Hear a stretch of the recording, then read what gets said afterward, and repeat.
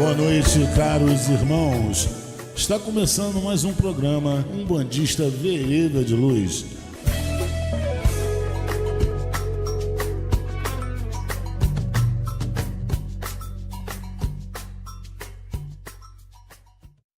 Boa noite, ouvintes. Está começando mais um programa Vereda de Luz, com o quadro Rituais e Objetos da Umbanda. Boa noite. Boa noite, Mãe Denise. Boa noite a todos os nossos ouvintes da rádio, o pessoal que está vendo pela live. E hoje qual é o tema? Hoje a gente vai falar sobre rituais e objetos da Umbanda, né? Então, o que é objetos e rituais da Umbanda? São todos os objetos usados dentro de ritos e cerimoniais na Umbanda, né? São instrumentos que levam ao sagrado e que simbolizam todo o poder e proteção em defesa para o médium. Você falou de objetos e cerimoniais, não foi isso? Isso, rito. Ritos. Tem uma explicação sobre isso e também falando o que é rituais e liturgia também, para não esclarecer as coisas para o ouvinte. O rito, né, é um conjunto de normas, regras e práticas que são usados dentro de uma determinada religião, né?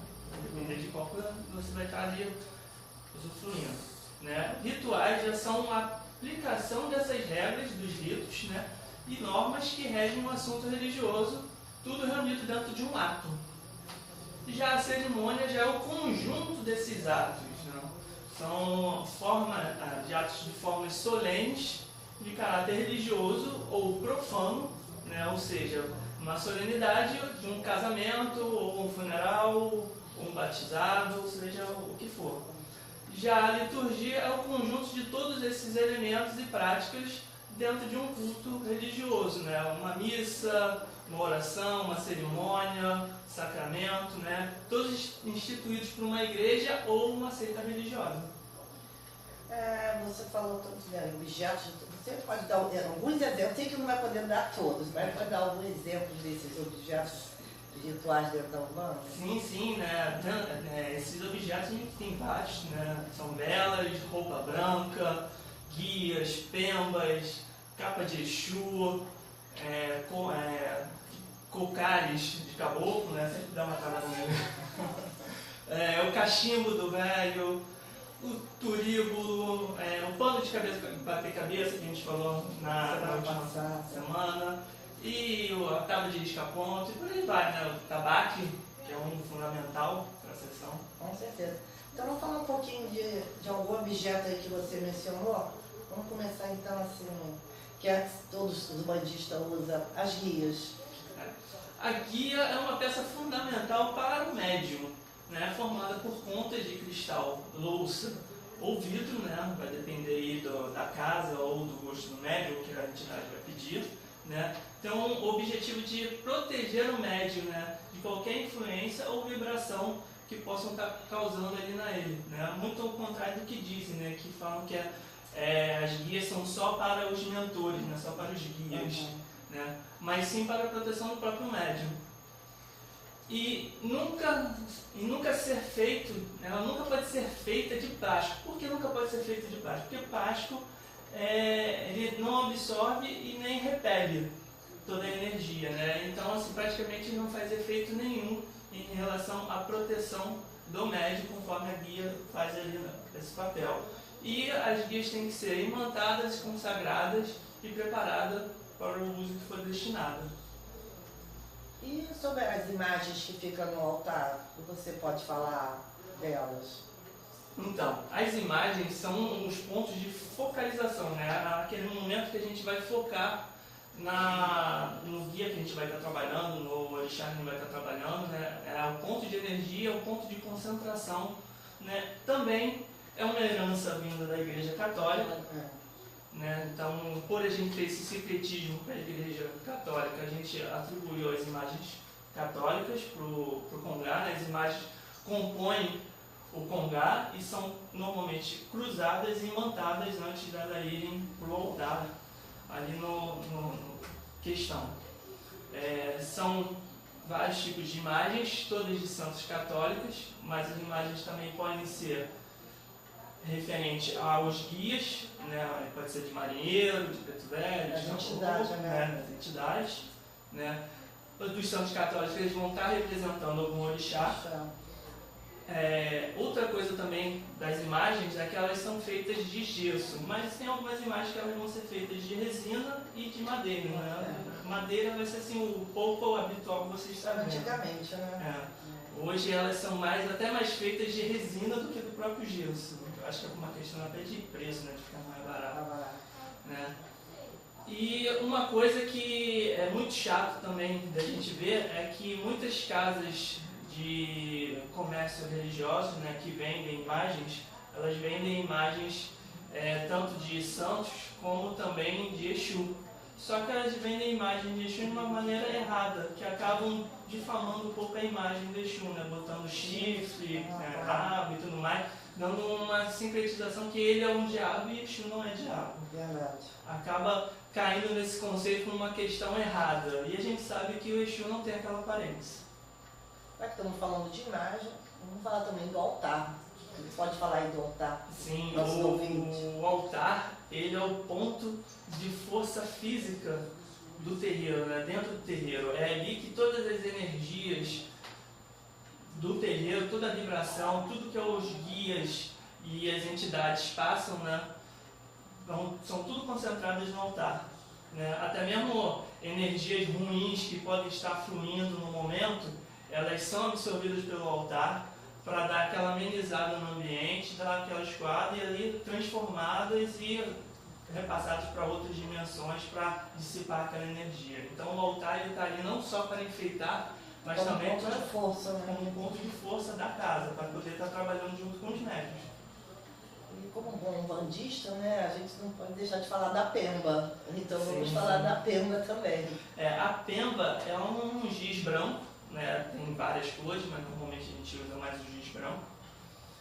Geralmente é feita de calcário, usado nos rituais mágicos pelas entidades para traçar seus pontos, né, riscados, né, os sinais cabalísticos, né, por assim dizer, e movimentar também a energia de certas classes de espíritos e entidades.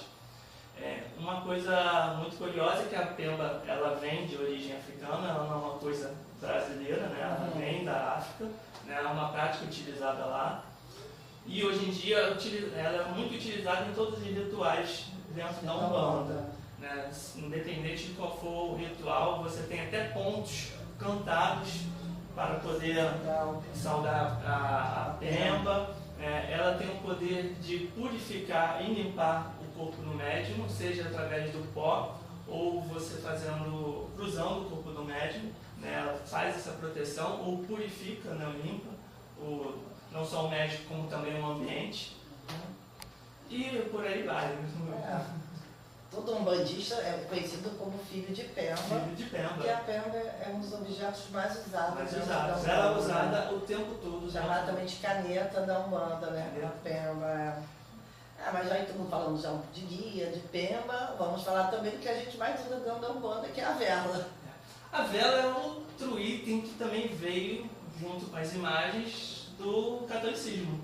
Os católicos usam muito a vela para fazer seus pedidos, suas orações, e a vela também exerce esse poder para a gente, né? Fazer nossos pedidos, nossas orações, né? Fazer os nossos agradecimentos por alguma coisa que conquistamos, né? A chama, ela queima, a chama que queima ali, ela está queimando, levando os nossos pedidos junto com a fumaça. Ela é um ponto de abertura com o plano espiritual, como a parafina é um ponto físico, né? Representa a parte física, a parte física da matéria, e o pavio que representa a direção que vai estar correndo. Então ela tem esse poder de abrir não só os caminhos, mas também fazer os nossos agradecimentos. E uma coisa muito importante também, né, é você saber utilizar a vela, saber dar importância para aquilo, porque não é só a gente chegar e acender a vela automaticamente para acender. Né? Nós temos que, antes de qualquer coisa, mentalizar o nosso pedido, seja um pedido, seja um agradecimento, mas mentalizar para quem está se destinando aquele pedido, aquele agradecimento, para a gente botar toda a nossa energia e nossa fé naquilo que a gente quer, porque senão ela simplesmente vai estar como uma luz qualquer. A gente vai estar acendendo porque faltou luz, como muita gente fala. Bom, semana passada a gente falou, mas só para dar uma introduçãozinha, o que é pano de bater cabeça? Foi um tema da semana passada, então para fresquinho. Então, o pano de bater cabeça, como eu falei semana passada, são vários panos, você pode estar utilizando ele como um pano para você bater cabeça para o dirigente da casa, para o guia-chefe da casa, para o próprio terreiro da casa. Você tem panos utilizados para secar o suor, panos para cobrir o médio, né? O médio, quando ele incorpora com o baloeia, as casas que trabalham com nanã, cobrir a cabeça de quem trabalha com nanã. Né? Você também pode estar cobrindo a cabeça em desenvolvimento ou algum ritual que esteja com uma vibração mais forte para poder estar ajudando aquele médio a desenvolver. Né? O pano de batismo, né? Então assim, ele é um material altamente utilizado dentro da Umbanda para diversos tipos de rituais que a gente pode estar trabalhando ali pela questão de canalização de vibração e para respeito. Proteção e segurança. Isso. Em todos os rituais da Umbanda. Em todos os rituais. E, como eu falei, você tem vários paninhos, vai saber só qual vai ser utilizado para qual ritual. E o instrumento que dentro da Umbanda é muito tocado, que é o atabaque. Vamos falar um pouco do atabaque. O atabaque, esse daí é o instrumento basicamente principal dentro de um terreiro. Por quê? É ele que faz a chamada das entidades através do seu som para vir naquele momento do ritual que está sendo trabalhado. Né? É ele que vai estar trabalhando toda aquela vibração homogênea, né? Ele vai estar numa vibração, ele vai estar num toque único para chamar aquelas entidades, para fazer com que os médios também tenham uma vibração e uma concentração melhor, para que aquela energia tenha uma fluidez mais tranquila. O atabaque, ele é um ponto de segurança da casa, né? As energias todas que giram ali, elas vão estar passando pelo atabaque, então é ele que vai estar muitas vezes ali comandando uma gira, porque a pessoa que vai estar tocando atabaque, o ogã ou simplesmente o tocador, ele tem que saber os pontos de abertura do centro, o ponto para iniciar uma sessão, o ritual que vai estar fazendo, bater cabeça, então está tocando com guia. Então ele tem esse poder, ele tem essa força. Outra coisa também é que por eles terem esse manejo todo de tocar o atabaque e saber isso tudo, eles são chamados de curimbeiros, né? São a famosa curimba. Então por isso que o pessoal chama, porque eles têm essa função essa função ritualística de saber tudo, tocar o atabaque no ponto certo, da maneira certa e dissipar essa energia, às vezes uma energia pesada que pode estar no ambiente. Reinaldo, agora vamos falar de charuto, cachimbo, fumo em geral, dentro da Umbanda. Sim. Esses instrumentos são muito utilizados dentro dos rituais, né? De uma maneira meio errada à vista das pessoas, né? Porque todo mundo acha que a entidade que está usando, acha que ela é viciada e precisa fumar, seja seu cachimbo, seu cigarro, e não é bem para isso, né? O fumo utilizado pelas entidades, na verdade, está sendo utilizado como um defumador, né? Então, ele não vai tragar, que é errado, você não traga aquela fumaça, né? Ele simplesmente chupa aquele ar, aquilo dali fica na boca dele e ele despeja de volta para fora, seja no ar ou em cima de um consolente que esteja com algum problema espiritual ou com algum problema físico, vai baforar em cima do problema que ele está sentindo ali na hora, e ele com essa função de defumar, não com uma função de vício, porque a entidade é viciada em fumar. Sim. E sobre a roupa branca, o que você pode falar para os ouvintes?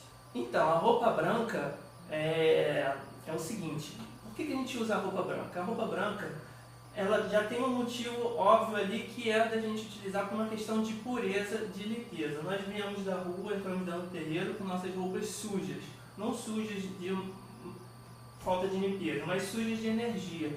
E o branco ele traz justamente essa pureza, né? O branco ele é a união de todas as cores, né? Newton, há muitos anos atrás, fez um estudo, né, no século XVII, fez um estudo onde ele comprovava que o branco é a união de todas as cores. Então, por isso, a Umbanda utiliza-se a roupa branca, né, em homenagem ao Oxalá, que o Oxalá ele traz o branco com ele, né? Então ele rege todas as cores, ele rege por todos os orixás, né? Cada orixá tem sua representação, uma cor específica, e nós ali, por respeito e tanto a casa quanto aos guias, nós utilizamos o branco também por uma questão de pureza. Sim. E vamos falar também, por que é usado sal grosso dentro da Umbanda? Sal grosso. O sal grosso, né, o que acontece com o sal grosso? Ele não passou por um processo de refinamento industrial, né? Então ele continua com todo aquele composto químico do cloreto de sódio, né? O sódio e o cloro. Né? O cloro, o que nada mais é? Ele elimina todas aquelas germicidas, ele é uma questão de bactericida, ele é um eliminador de todas essas coisas de ácaros e tudo mais. E o sódio, ele já é um metal invisível a olho nu, né? Tem uma função de condutor térmico para eliminar corpos nocivos à saúde.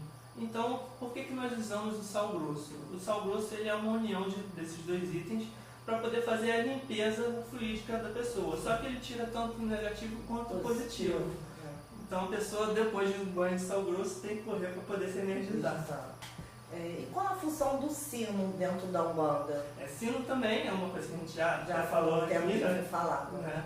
Então, ele possui basicamente a função de atrair as entidades próximas do médium, né? Ele faz com que o médium entre no campo de transe, né, com aquele badalar dele, né? Ele entra no campo de transe, de vibração, onde ele atrai as entidades para próxima do médium, facilitando a incorporação da entidade, né? E como a gente também já falou, só dar um pequenininho, sobre punhal, ponteiros e facas dentro da Umbanda. Eles também são instrumentos também muito utilizados, né, principalmente por entidades, né, todos os três, cada um vai ter sua finalidade. A ponteira, principalmente, é utilizada nos pontos riscados, né, seja para identificar aquela entidade ou com um ponto de proteção de segurança da casa, né? Há punhais que são utilizados para trabalhos místicos, mas aí o médium tem que ter um conhecimento muito bom para saber trabalhar com aquele punhal, né? Facas que são utilizadas para usos diversos, né? Desde fazer a comida, quanto para estar fazendo algum corte que precise, e por aí vai. A gente vai ficar por aqui, senão a gente vai ficar falando de objetos, são vários, né? Objetos. E são temas que a gente vai vir falando sempre, né? Cada hora um temazinho desse. Isso daí foi mais uma resumida básica do que são os objetos dentro da Umbanda, né? Dentro de rituais, né? Então, obrigada, Reinaldo. Até a próxima semana com um novo tema. Obrigada aos ouvintes. Daqui a pouco começa outro quadro e a gente volta semana que vem. Obrigado, mãe Denise. Obrigado a todos que estão nos assistindo e uma boa noite. Boa noite. Boa noite, amigo ouvinte, irmãos de fé. Estamos aqui mais uma vez para o nosso bate-papo de toda quarta-feira, através do programa Vereda de Luz, e sempre falando de Umbanda, né? E hoje falaremos de um tema que vem chamando muito a atenção pelo fato de estar sendo muito colocado nas mídias sociais. Tem muita gente falando disso, muita gente reclamando, muita gente achando injusto, mas a questão toda é uma só. De ter ou não ter orixás na Umbanda, né? Bom, eu vou colocar aqui a minha opinião, a minha visão, né? Baseado em tudo que eu vivi nesses 45 anos que eu estou completando de Umbanda, muito brevemente, e que eu pratico na minha casa, né? É a soma de todos esses valores, de todas essas verdades, de todos esses aprendizados.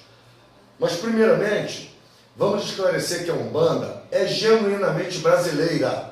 Até porque tem gente levantando essa bandeira aí, quando a gente diz assim, a Umbanda é uma religião de origem euro-afro-brasileira. Não, a Umbanda é brasileira. Ela é genuinamente brasileira, já que foi anunciada, organizada e codificada no Brasil através de um médium brasileiro, o saudoso mestre Zélio Fernandino de Moraes, e morador do estado do Rio de Janeiro, na cidade de São Gonçalo, no bairro de Neves, na rua Floriano Peixoto, número 30. Aí cabe fazer uma parte com relação a um outro fato que é muito corriqueiro.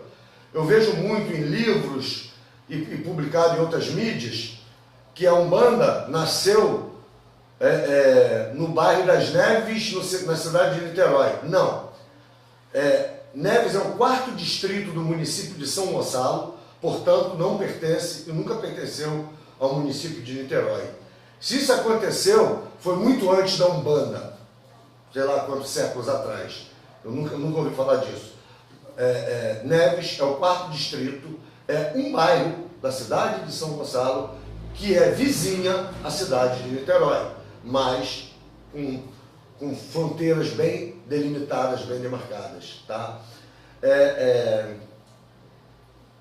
Uma outra questão, né, que a Umbanda não é pura e simplesmente manifestação mediúnica. Porque tem gente que diz assim, não, a Umbanda não surgiu em 1908, já existia antes disso. Não, existiam manifestações mediúnicas, processo de incorporação mediúnica, mas nem toda incorporação, nem toda manifestação mediúnica tem a ver com Umbanda. O que tem a ver com Umbanda são aquelas manifestações mediúnicas que se dão dentro dos patamares estabelecidos pela Umbanda. São aquelas manifestações mediúnicas que são como é que fala? Ai meu Deus, me fugiu a palavra agora, mas ela já volta. Então, não é qualquer pessoa manifestar um espírito, isso é Umbanda. Não, até porque essa manifestação oracular, né, da mediunidade existe desde os primórdios da humanidade. Sempre existiu isso. Talvez não a incorporação, mas a possessão, né? Eu acredito que em algumas culturas pelo mundo afora já se tinha também a incorporação, tá? Como tinha antes da Umbanda, a gente sabe que tinha. Agora, temos que olhar para a Umbanda como sendo uma religião. E tudo que acontece dentro da Umbanda tem que estar nos moldes estabelecidos por essa religião. Inclusive, qualquer incorporação tem que estar nos moldes da religião Umbanda.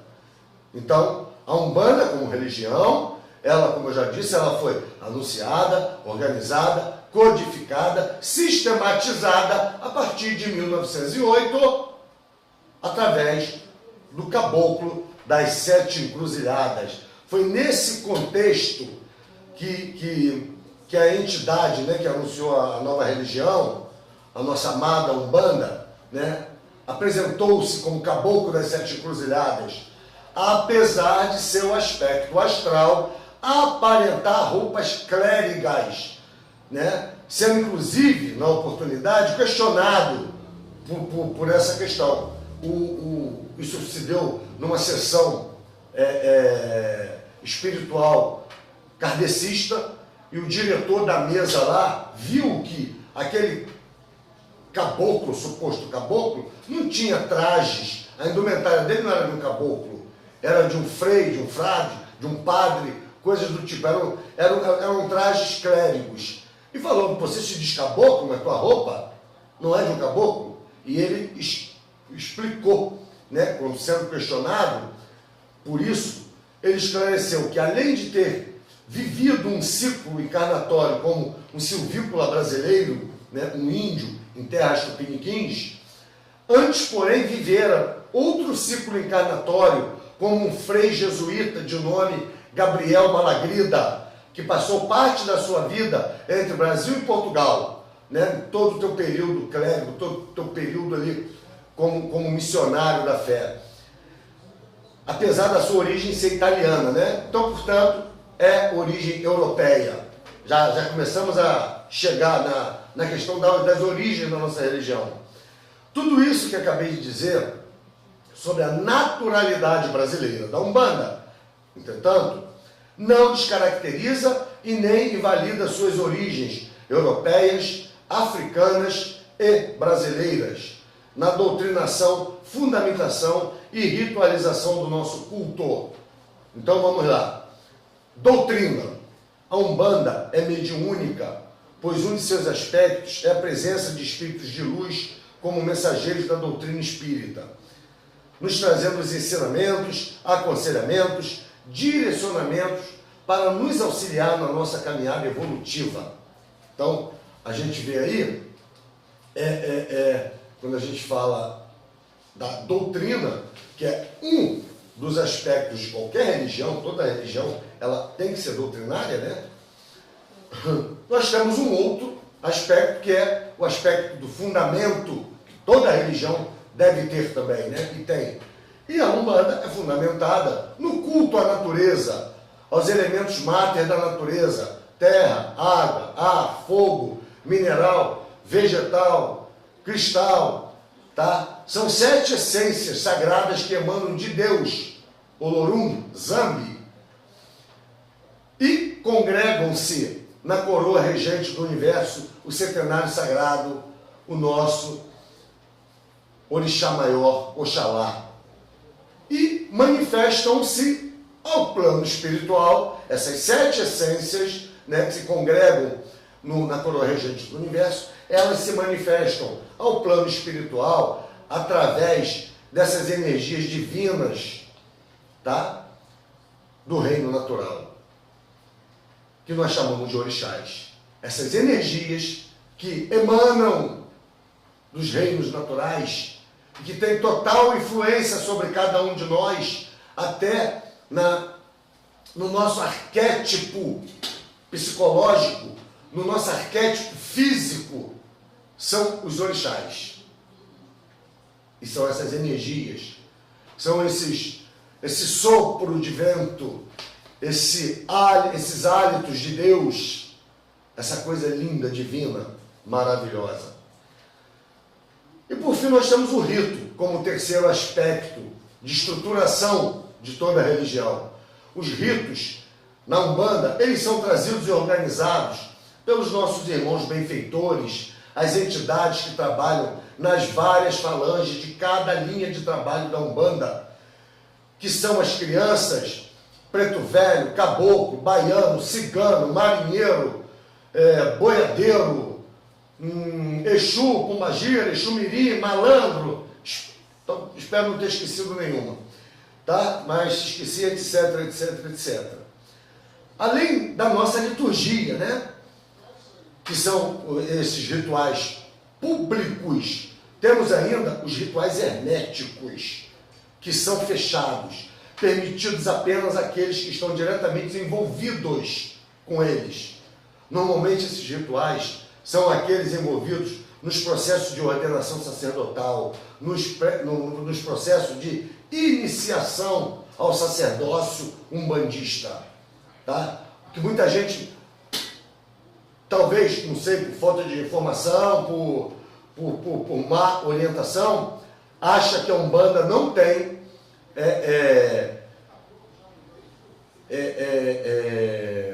minha cabeça está meio ruim. Ritos de iniciação, né? Mas tem, porque ela é completa, tá? Ela é completa. Eu estou querendo lembrar, quando a gente fala de batizado, quando a gente fala de casamento, meu Deus, como é que fala? Me fugiu a palavra. Depois eu lembro e falo. Tá? Então, gente, tudo isso né? Dito tudo isso, nós não temos como negar as origens que influenciaram na caracterização e formação da entidade umbandista, que são a doutrina espírita codificada por Kardec, o sincretismo religioso com os santos católicos, Europa. Essas duas influências aí são de origem europeia, né? O kardecismo e o catolicismo. Temos os elementos da cultura religiosa de matriz africana. Aí nós temos a origem africana, que foram trazidos, né, principalmente pelos amados pretos velhos, e prevalecendo num primeiro momento, né, os elementos religiosos de nação Angola, né? Isso porque nos 2 primeiros séculos de escravidão aqui no Brasil, os escravos trazidos, eles eram de Angola, eram de origem angolana, né? E daí que, quando a Umbanda começou a se organizar e esses espíritos se agregaram ao movimento umbandista, esses espíritos, na sua maioria, eram de origem Angola, tá? E temos também toda a cultura indígena brasileira, né? Passando pelo xamã, passando pela juremeira, né? Pelo catimbó. Então, gente, vamos lá. É muito importante que se esclareça que todos esses elementos agregados por outras culturas religiosas tiveram um propósito da espiritualidade maior, que é diminuir a distância entre pessoas de nível cultural, social, racial, religioso e financeiro diferentes. Era promover a igualdade entre todos e a união dos seres humanos através de um culto flexível e democrático. Tanto é que a Umbanda adotou a prática de todos usarem branco, todos de pés no chão, de tal forma que, quando estamos dentro do templo, não importa se eu sou um doutor ou se eu sou apenas um serviçal. Estamos de branco e de pés no chão. Somos iguais perante o nosso Pai Maior, perante Oxalá, perante Olorum. E o que a Umbanda prega para nós é que o verdadeiro umbandista, ele pratica a Umbanda 24 horas por dia, todos os dias da sua vida. Então, ele já amanhece de branco, de pés no chão. Ou seja, com humildade e buscando olhar para todos os seus semelhantes com igualdade. E exatamente por essa questão, a Umbanda, pelo seu aspecto flexível e democrático, apesar de agregar inúmeros elementos de várias correntes religiosas, fez questão de estabelecer sua identidade e soberania, adotando uma leitura muito própria de cada conceito trazido por esses elementos, principalmente pelo seu propósito de universalidade no culto. A Umbanda é uma religião que se propõe à universalidade, tá? Ela nunca considerou o aspecto cósmico do sagrado, mas sempre o universal. É aquele aspecto que privilegia e favorece a todos, sem qualquer distinção. Assim,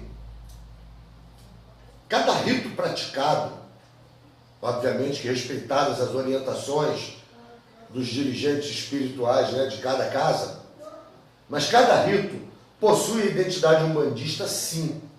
E, inegavelmente, cultuamos os sagrados orixás. Cultuamos os sagrados orixás.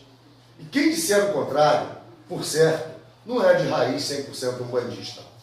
Tramita entre algum culto de nação e o culto da Umbanda. Nós não podemos nos enganar e fingir que não existe uma resistência ferrenha de muitos irmãos dos cultos de nação candomblecistas. Quanto a cultuarmos os orixás, alegando que na Umbanda só lidamos com falangeiros, que são os espíritos integrantes das falanges de trabalho na seara umbandista. Tá? Caboclos, preto velhos, por aí vai. Numa postura de que os orixás são um privilégio exclusivo deles, do povo, de culto, das nações do candomblé.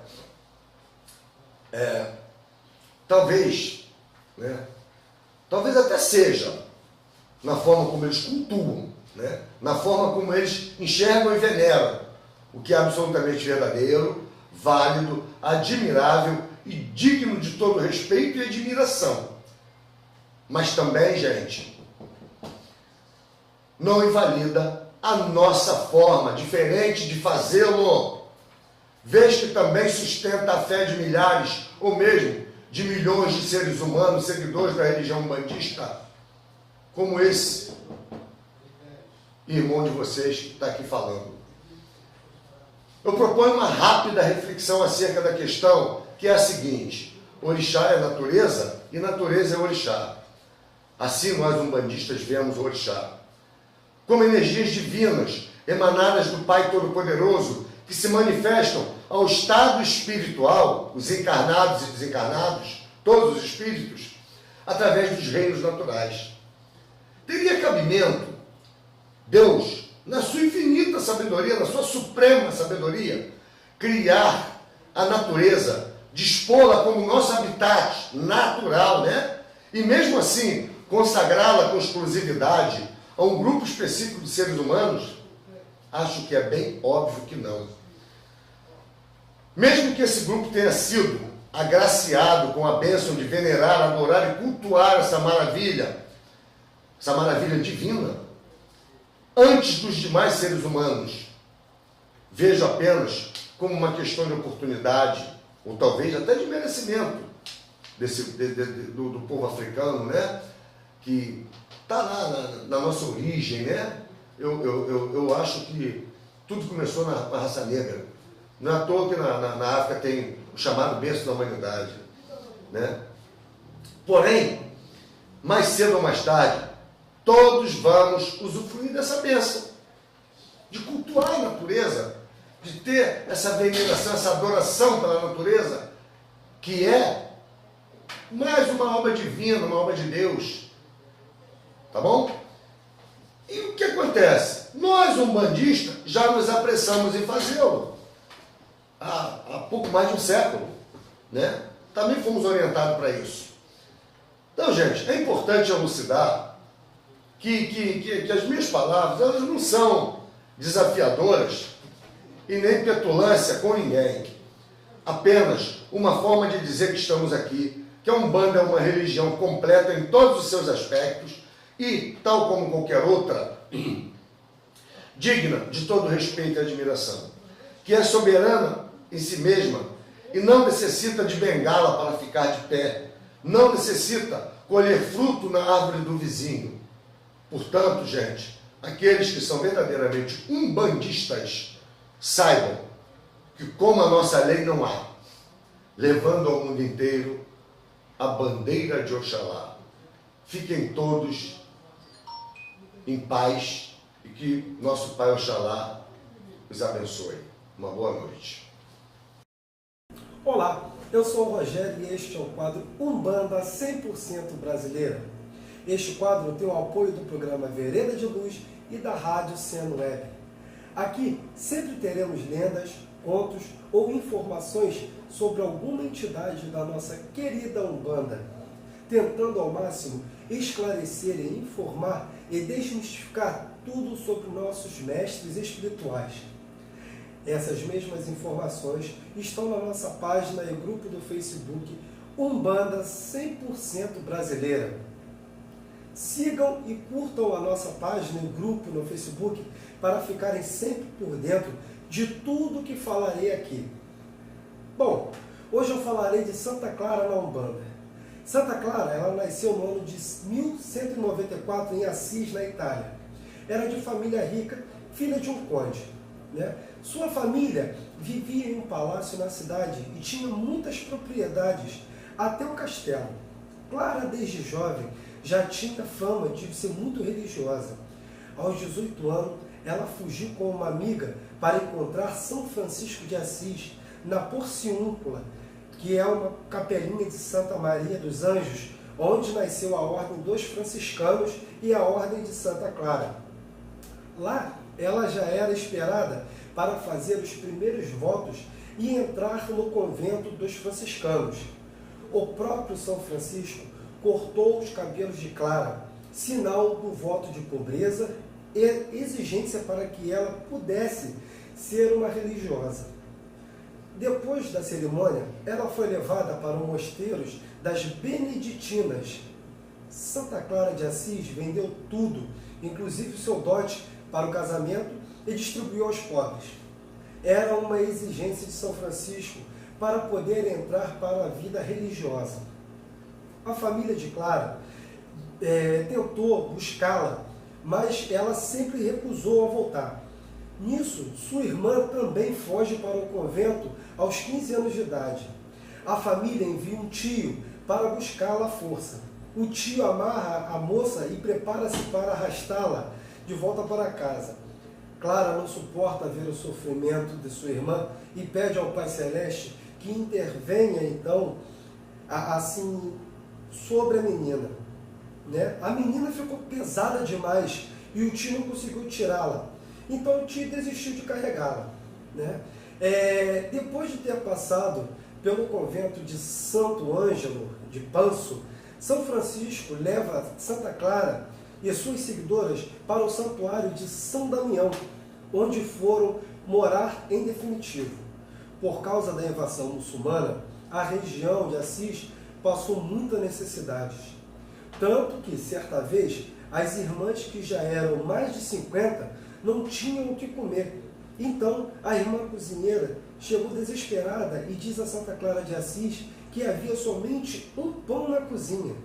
Santa Clara diz a ela: confie em Deus e divida o pão em 50 pedaços. A irmã cozinheira, mesmo sem entender, obedece.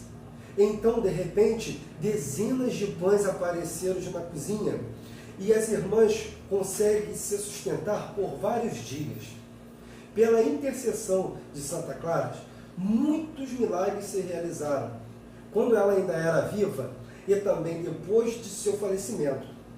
Um dos mais expressivos foi quando os sarracenos invadiram Assis e tentaram entrar no convento das Clarissas.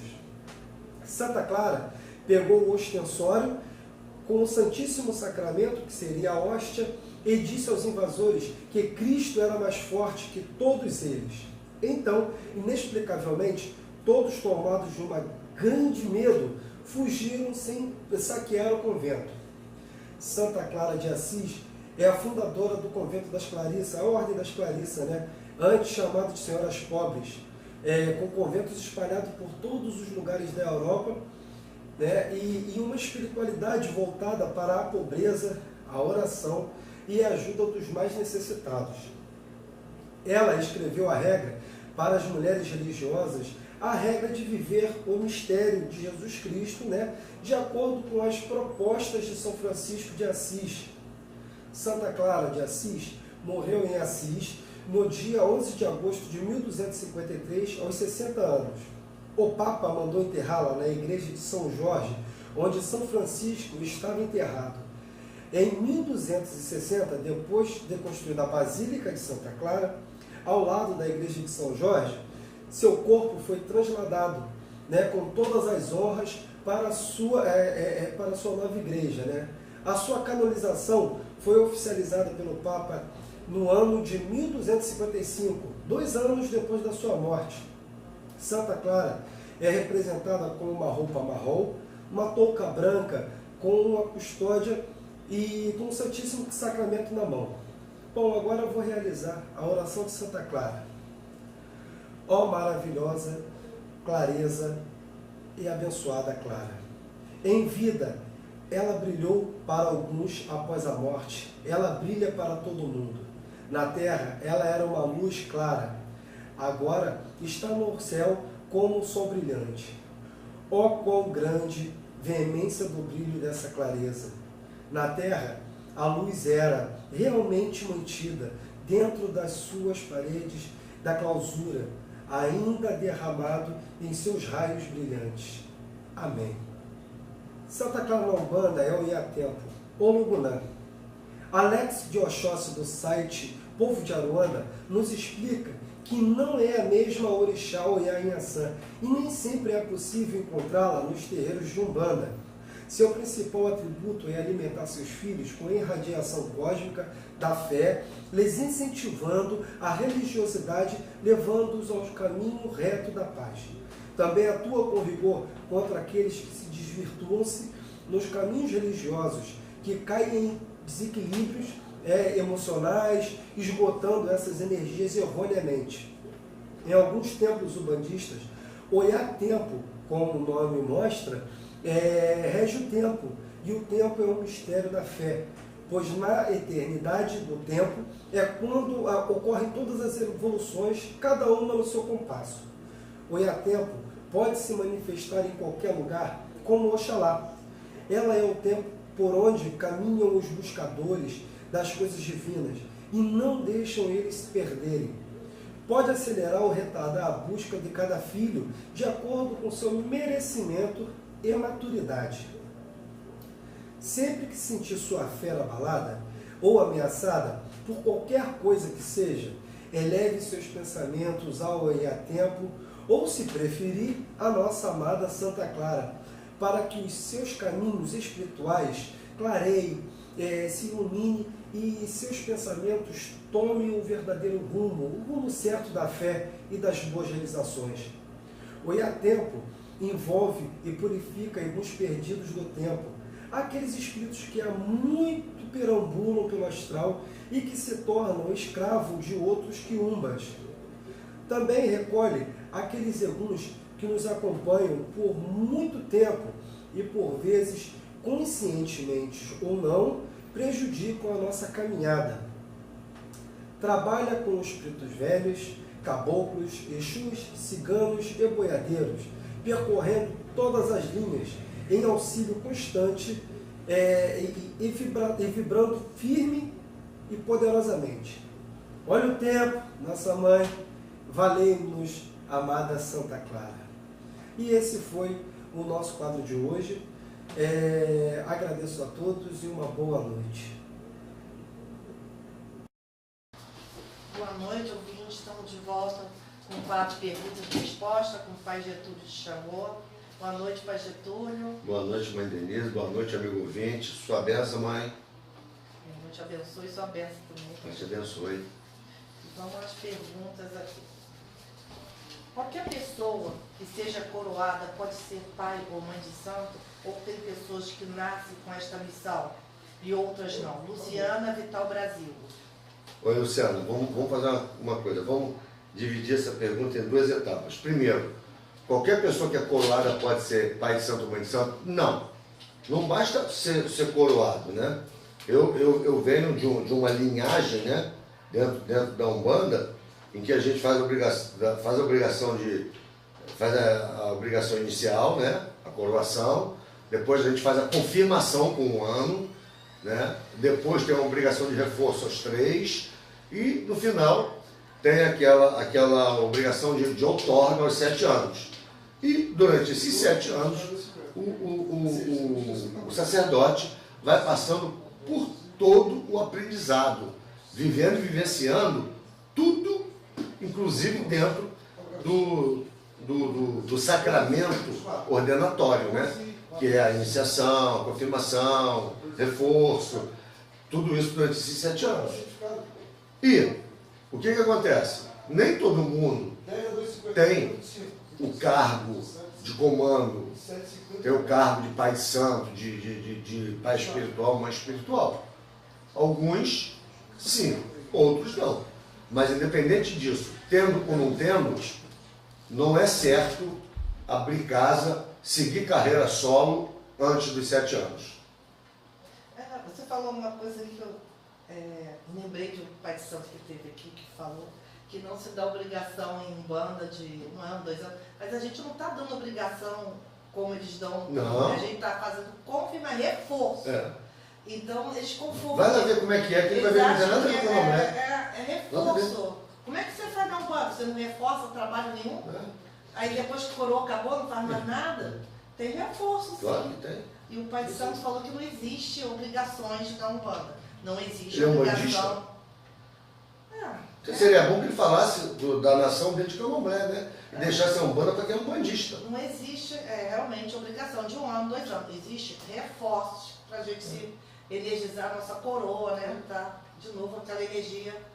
Eu aprendi com meu pai de santo. 1 ano confirmação, 3 anos reforçar, aí 7 anos a mesma coisa, e aí você ganha a outorga do teu pai, da tua mãe, caso você vá fazer carreira solo. Vamos lá, vocês acham que as federações espíritas funcionam? Ricardo do Graguatá. Olha, Ricardo, eu não sou associado a nenhuma filiação, a nenhuma associação, né? A distância, né? Porque como eu não sou associado, eu não estou dentro de nenhuma delas. Mas a distância, o que eu observo é que não. Eu não sou satisfeito com a forma de atuar das associações, não. Eu acho que elas poderiam ter uma atuação muito mais ampla, né? Apoiar e amparar, auxiliar muito mais as casas que são associadas. Por isso eu nunca me motivei a me associar a nenhuma delas. Por que algumas entidades cruzam as guias no peito? O que significa? Lohane, boa viagem. Olha só, cruzamento de guia no peito, ela tem vários fundamentos, né? E é óbvio, não é para qualquer médium, não é para você pegar uma guia, cruzar, porque é aquilo que eu falei, ela tem fundamento. Quando você está com uma guia de esquerda para um lado, normalmente você tem que ter uma guia de direita para o outro lado, para você ter a interseção desse ponto de força na frente e atrás, que é proteção, né? Quando você, por exemplo, cruza um caboclo com um ogum, com uma guia de um orixá, um boiadeiro com uma guia de um orixá. Normalmente as entidades caem para a esquerda, a entidade cai para a direita. A mesma coisa você tem com o Exu. E você vai ver que elas se cruzam na frente, mais ou menos próximo aqui ao umbigo, né? E se cruzam atrás também. Né? Essas duas interseções formam ponto de proteção para o médium. Tá? As entidades, às vezes, de esquerda, usam por um lado só, em função do trabalho que elas estão fazendo, para usar aquilo como descarga de energia. Agora, se eu for aqui ficar enumerando para você todas as situações, eu não sei nem se eu devo, né? Mas, basicamente, tem fundamento, não é uma coisa para adornar o médium, para adornar o peito do médium, não deve ser usado dessa forma, tá? Quando for usar, tem que ter o aval de uma entidade, tá? Principalmente a entidade guia, que é o guia espiritual da casa, tá? Com o consentimento dela, porque pode ser uma atitude muito perigosa se você não souber cruzar essas energias. Tem diferença cigana e pombageira cigana? Carmen Venda da Cruz. Totalmente. Ué, totalmente, o Carmen. A cigana é um povo, né? E as ciganas que a gente fala são as ciganas de encantaria. Quando você fala de pombageira cigana, você está falando de uma cigana errante. Ela inverteu o mistério dela. Então ela saiu da direita, de uma linha de direita, e foi parar numa linha de esquerda. Numa linha de densidade energética, que é a linha de pombageira. Uma linha de recuperação, de restauração, tá? de extenuação de muita coisa. Então são completamente diferentes. Se um dia ela alcançar novamente, né, o patamar, o nível desejado, ela sai da esquerda e volta para a direita, aí ela passa a ser uma cigana.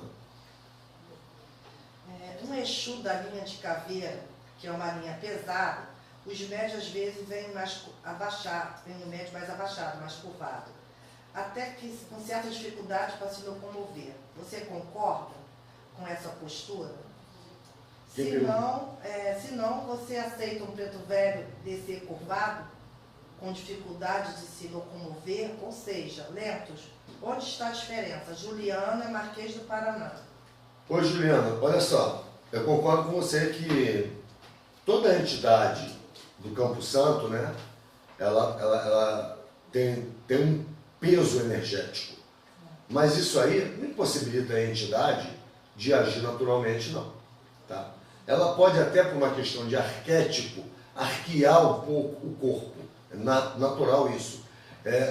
Não são entidades afeitas a tanta agilidade como os Exus estradeiros, os Exus de encruzilhada, não são. Mas nada justifica um Exu dessa qualidade aí chegar abaixado, com dificuldade para falar, rosnando, babando, porque ele não é uma legião astral, tá? Ele é um espírito que tem autorização de um orixá para estar ali fazendo caridade.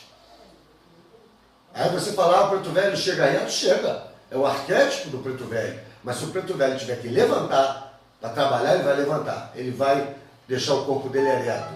E outra coisa, ali ele está simbolizando um preto velho, que é lento por natureza. Tá? Exatamente para ele passar para nós a calma, o tempo certo de fazer cada coisa, sabe? Sem precisar de correria, sem precisar de atropelo, porque nós jovens, né? Eu não sou tão jovem assim, já sou um adolescente, né? Um adolescente de 60 anos. A gente aprende que não precisa correria, não precisa atropelo. E tudo na Umbanda é educação, é ensino. E o preto velho não é diferente. Até na forma dele se comportar, dele se locomover, ele está nos dando lição de vida. Vamos aproveitar isso aqui e fazer outra pergunta para você, que também foi de um pai de santo que teve aqui. Ele quis dizer que linha de Exu, linha de preto velho, de boiadeiro, não tem muita diferença. Porque se uma Exu bebe, um velho bebe, um boiadeiro bebe, um caboclo bebe, então não tem diferença. Se não tem diferença, por que existem linhas e cada um dentro da sua função? Exatamente. A Umbanda é dividida em linhas de trabalho. Para quê? Para separar o quê? Louro para um lado, baixinho para o outro, moreno para o outro. Não. Cada linha tem o seu campo de atuação, tem a sua especialidade. Não quer dizer que ele não vai agir em outras áreas, mas é mais especialista numa determinada coisa. E os espíritos que agregam essa linha, eles têm a densidade energética adequada a esse tipo de trabalho. Então não vem dizer que um preto velho é igual um Exu, pelo amor de Deus. Preto velho, ele está assentado à direita do orixá. O Exu, à esquerda do orixá. São densidades energéticas completamente distintas. São, inclusive, polaridades inversas. Como é que vai dizer que é igual? O boiadeiro é um pouco mais denso? Porque eu em pesquisa, em muito estudo, eu cheguei a essa conclusão, concordei com essa essa é uma linha de descarrego, né? Exatamente. E quando você sai da esquerda, deixa de ser Exu, que você alcança um patamar evolutivo, que você passa para a direita, a primeira linha é a linha de boiadeiro. E você vê que é uma linha de fuxico pesado. O boiadeiro chega, descarrega, limpa, para ele não tem tempo quente. Aí você vê que a pessoa não tem... Eu quando bato para Exu, logo depois eu bato para o boiadeiro, porque foi assim que eu aprendi.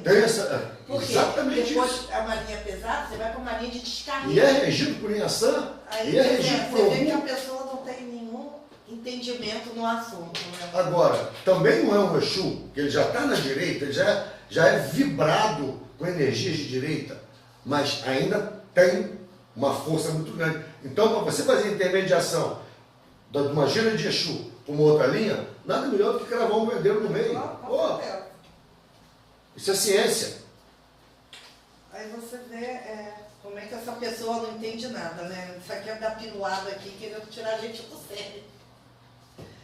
Antigamente, a gira de Exu, os médiuns eram descarregados ou limpos com bebida das entidades, que teriam o mesmo significado defumador. Hoje não se vê mais isso. Por quê? Raimundo Colubandeiro. Algumas casas deixaram de utilizar, mas vou logo de antemão afirmar.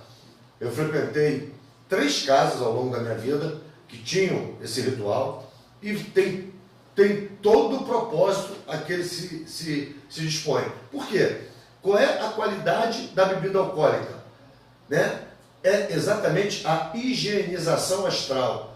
Ela, pela volatilidade dessa bebida, ela limpa miasma, ovoides, cascões, todo tipo de impureza energética. A cachaça tem essa característica, essa propriedade de limpar. Então é um ritual muito correto, muito antigo, então a gente vê que tem sabedoria. E eu, por exemplo, não uso na minha casa hoje, porque meu último pai de santo, né, ele não tinha esse hábito e eu acabei perdendo esse hábito. Mas a primeira casa que eu frequentei lá por muitos anos, de pai Odílio, lá na casa de pai Congo, sendo pai Congo, fazia isso. Pai José Carlos de Ogum, faz até hoje, eu ainda vou na casa dele lá, ele faz até hoje e é muito legal. Bem, não eu tem aprendi problema com nenhum. minha mãe também, que tinha Existe 70 muita anos. casa ainda que faz isso. 70 anos de Umbanda, aprendi com ela. Eu aprendi fiz um esse hábito. ritual Não, e nada. eu continuei. Se tiver que fazer, eu faço amarradão, porque Até funciona porque e é a muito bom. bebida representa o fogo líquido, né? É muito bom. Que queima todas as negatividades. Da mesma forma que o charuto, né, que o cachimbo, que a fumaça, que está queimando fumo, que é erva, tem a propriedade de defumar. A bebida alcoólica, pelo alto teor de volatização, ela é higienizadora.